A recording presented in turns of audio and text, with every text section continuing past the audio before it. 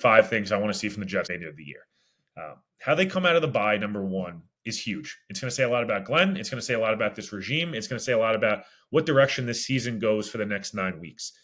Jets teams of the past have been horrendous after the bye. Robert Saleh teams, you could almost pencil a loss in before the season, just right after the schedule came out. It's not a very good Cleveland team. Again, good defense. They're not, I don't know how, we'll see how the matchup's going to be for them, but you have to come out hair on fire, positive momentum right now, at least for 10, 15 days. Keep that momentum going, and how they come out of the bye is going to be huge. It's going to tell me a lot about what Glenn's going to look like as a head coach going forward.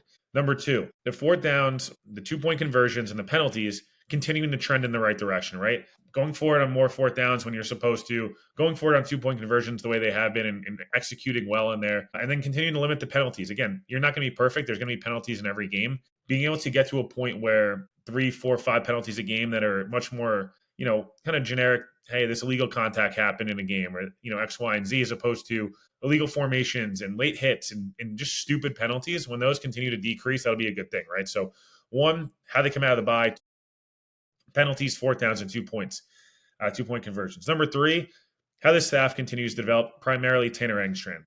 The staff will likely be back in 2025 or 2026 and likely drafting a quarterback. It feels like the Jets have the right offensive coordinator to help kind of integrate a young quarterback and a young player, especially in the passing game and running game in terms of a scheme and concept perspective. It feels like with more talent and a at least average level passer, this scheme could look pretty good and this offense could look pretty damn good. Engstrand continuing to get a better feel for the game consistently and improving 3rd and 4th downs would go a long way.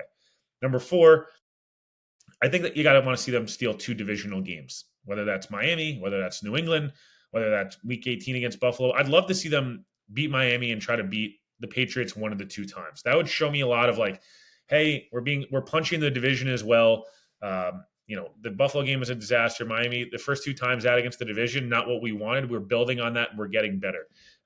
Again, 2 division wins, how they come out of the bye, how the young staff, specifically Engstrand, develops. Again, the 4th downs, 2 points, and penalties. And then lastly, how they continue to develop these young guys, right? Like the Membus of the world, Mason Taylor, Zaire Thomas continue to integrate a little bit. How can Malachi Moore continue to kind of flatten out his performances from being a little bit peaks and valleys at the moment? Can they get a little bit more out of Kiko? What do, guys like Jarvis Brownlee, and players like that continue to look like? And continue to develop some of those guys in year 2 and 3, like, Fashanu, Tippmann, et cetera. If the Jets can do those 5 things, it'll end up being a pretty successful season, all things considered, the way it started. And you feel a lot better about Glenn going forward. So